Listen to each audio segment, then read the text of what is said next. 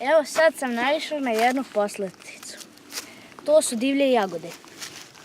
Nemam šta puno da vam pričam o njima. Svi znate šta su jagode. Slatke su, ukusne, a ja ću sad s njima da se zasladim.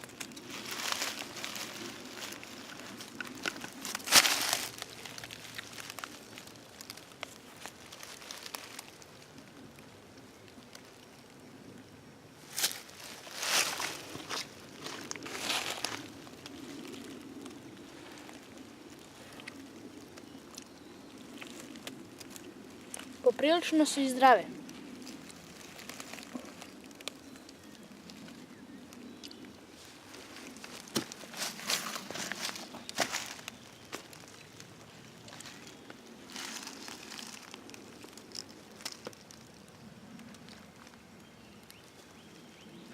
Ćao!